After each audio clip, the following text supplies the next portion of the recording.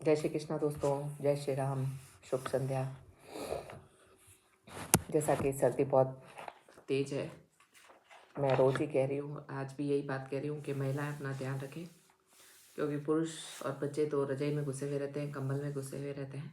सिर्फ महिला है जो सब दिन भर इधर से उधर चक्कर गिन्नी की तरह घूमती रहती है और काम करती रहती है। कभी ये देती है खिला के, कभी वो देती है, कभी मूंगफली सेक के लाओ, कभी ये बनाओ, कभी गाजर का हलवा बनाओ, कभी दाल के बड़े बनाओ। इसीलिए अभी सर्दी में मेरा पक्ष महिलाओं की तरफ है ज़्यादा।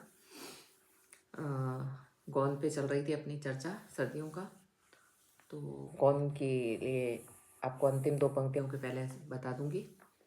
चलिए, मेरा मुक्तक जो लिखा हुआ है तैयार है, वो आपको सुनाती हूँ मैं।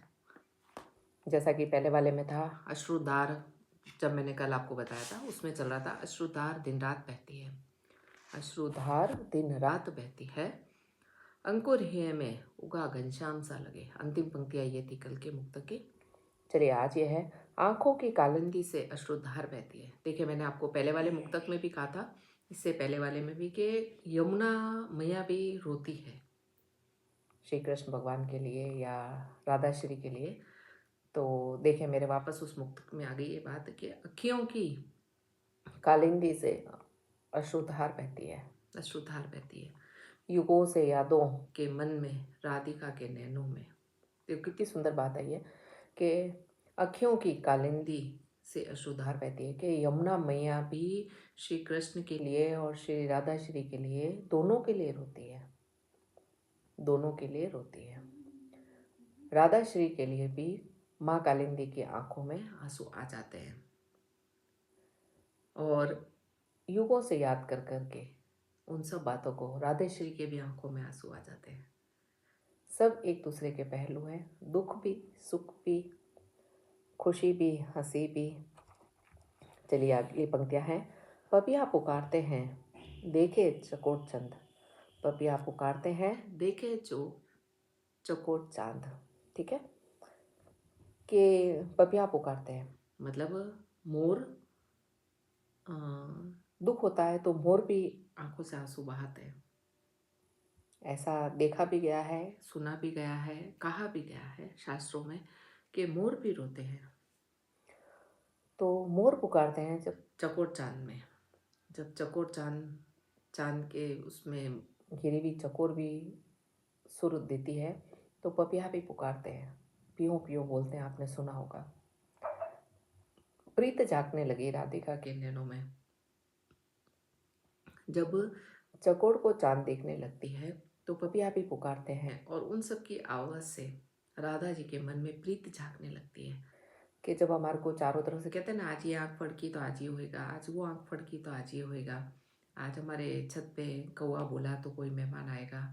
जैसे पुराने जो तत्व आज भी बड़े बुजुर्गों की उसमें भाषा में कहा जाए तो वो जो हमारे को समझाते थे, आज हम उस आशा, हालांकि कौए बैठने से मेहमान तो नहीं आते, लेकिन फिर भी हम एकदम बाहर जाके देखते हैं कि नहीं, आज हमारे मेहमान आएगा। हम नहीं बोलेंगे तो हमारे पड़ोसी बोल देते कि आज तुम्हारे मेहमान आएगा। पपिया पुकारते हैं, देखते चकोर चंद, प्रीत जागने लगी राधिका के नैनों में। उन पपिया को पुकारते हुए, देखते हुए और चकोर चांद में देखते हुए भी प्रीत जागने लगी राधा जी के मन में। व्रज में जले है चूल्हे, राधिका का मन जला, व्रज में जले है चूल्हे और राधिका का मन जला। चौ और सिसकिया वन उपवनों में, जब कृष्ण भगवान चले गए थे तो व्रज में चूल्हे जल रहे थे, लेकिन राधे श्री का मन जल रहा था, राधे श्री का मन जल रहा था। चौ और सिसकिया वन उपवनों में, मतलब वन, उपवन, बाग, बगीचों, पत्ते, जड़, पेड़ पौधे, पुष्प सभी रो रहे थे। माँ कालिंदी अगर रो सकती है तो ये सब तो बहुत छोटी बातें हैं। चौ और सिसकिया वन उपवनों में, देखिए कितनी सुंदर बात है ना, कि व्रज में जल रहे हैं चूल्हे लेकिन राधिका का मन जल रहा है, व्रज में जल रहे हैं चूल्हे लेकिन राधा श्री का मन जल रहा है। चौ और सिसकिया वन उपवनों में, चौ और सिसकिया भी है और उपवनों में चारों ओर सिसकियाँ ही सिसकियाँ की आवाज़ आ रही है। जैसा कि हमारा गोंद पे चर्चा चल रही थी हमारी, तो दोस्तों गोंद बहुत फ़ायदेमंद है शरीर के लिए, गोंद डिलीवरी के टाइम महिलाओं को दिया जाता है, सभी माता बहनों को दिया जाता है, पुरुष भी खाते हैं। गोंद अलग अलग तरह के आते हैं, आप अच्छा भी आता है, थोड़ा कड़वे टाइप में भी आता है, और आजकल तो बिल्कुल बड़ी बड़ी डली में भी आएगा, बिल्कुल पतली पतली सेवइयाँ जैसा आएगा, रबड़ वाला गोंद भी आएगा, मिश्री की कटिंग का आएगा। लेकिन ये है कि आपको जो उचित लगे, जो अच्छा लगे, वो आप लाएं, और उसी के साथ में अपने सर्दी का, कहते हैं ना, बुजुर्ग कहते हैं गाँव में जापता, कोई संदीना कहता है, कोई लड्डू कहता है, कोई कुछ कहता है। हालांकि कहते हैं ताकत तो नहीं आती है, लेकिन फिर भी एक मन को विश्वास है, विश्वास पे ही दुनिया चलती है, आशा अमर्दन है। तो चलिए, कल हमने उड़द की दाल की बात करी थी, आज हम गेहूँ के आटे की बात करेंगे। दोस्तों, ऐसा है कि उड़द की दाल महिलाओं को नहीं देते हैं खाने के लिए, तो एक आधा किलो 1 किलो जितना वो बच्चे भी खा सकते हैं।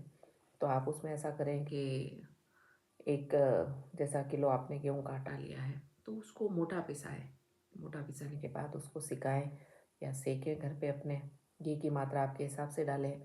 गोंद का भी तरीका वही है, पर इसमें यह है कि आप दूसरी चीज़ें न डालें, क्योंकि बच्चे खाते हैं, बच्चों को ये सब चीज़ें नहीं दें, खाली ड्राई फ्रूट देवें, गोंद देवें।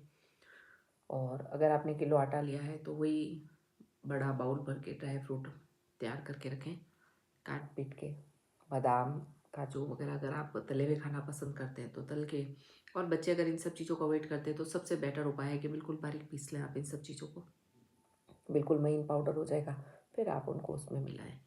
तो अब इसमें भी वही टर्म्स कंडीशन है कि आप शक्कर के संग खाना पसंद करेंगे, कि शक्कर के संग खाना पसंद करेंगे तो घी का वही मेजरमेंट थोड़ा सा एक्स्ट्रा होता है, क्योंकि गुड़ पतला होता है और लिक्विड मात्रा में हो जाता है, तो गुड़ के संग घी की मात्रा थोड़ी कम लगती है। तो कम क्वांटिटी में चीज़ बनाएं, अच्छी बनाएं, ताकि वेस्ट भी नहीं हो, ना इधर उधर देनी पड़े, बच्चे भी एक आधी शौक रूपी से खा लें और आप भी खा लें। तो वही 1 किलो आटा, एक एक कटोरी गोंद बारीक पीस के आप उसमें डाल दें, फूले पसंद है तो फूले खा लें, और वही ड्राई फ्रूट वगैरह का मेजरमेंट आपके घर के अकॉर्डिंग चले दोस्तों, लोगों की दिखावट के हिसाब से ना चले। 1 किलो में कम से कम 1.25 किलो गुड़ चाहिए आपको, या किलो आप गुड़ ले सकते हैं। घी भी कम से कम आपको किलो 1.25 किलो चाहिए इसमें आपको। बस तरीका वही उड़द की दाल वाला ही है। अब आप कैसे पसंद करते हैं, चक्की जमाना पसंद करते हैं, लड्डू जमाना पसंद करते हैं। चक्की छोटी होती है तो आसानी से खाने में आ जाती है, लड्डू वो आधा इधर उधर घूमता फिरता रहता है, फिर वो माताओं बहनों को जूठा खाना पड़ता है। इसलिए बेटर देन यही है कि आप चक्की जमावें, छोटे छोटे पीस करें और आराम से खाएं। चलिए, आज की गोंद की चर्चा खत्म हुई, अपनी आगे की बात मुक्तक की अगली पंक्तियाँ पे चलते हैं।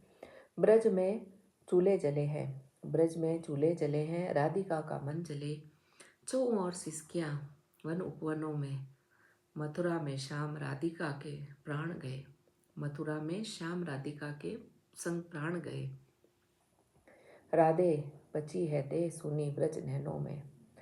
जब श्री कृष्ण भगवान गए तब उनके संग राधा जी के प्राण भी चले गए, राधा बिल्कुल शून्य हो गई थी।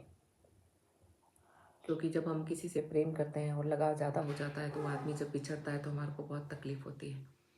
अगर आपने सच्चे मन से इश्क करा है तो, नहीं तो आप आए, वो एक फिल्म का डायलॉग है पिक्चर का, सावन की घटा एक छोड़ दूसरे को पटा। आजकल तो दूसरा भी नहीं, तीसरा भी नहीं, चौथा नहीं, पता नहीं कितने ही पट जाते हैं और कितनी पटाई में आ जाती हैं। वो प्यार नहीं है, वो प्रेम नहीं है, वो मोहब्बत नहीं है, वो इश्क नहीं है। मथुरा में श्याम संग राधिका के प्राण गए, राधे बची है सोने व्रज वनों में।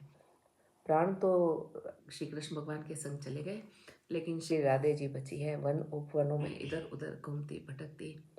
चलिए, आज का मुक्तक यहीं समाप्त हुआ है, कल फिर मिलेंगे अपन वही समय पे।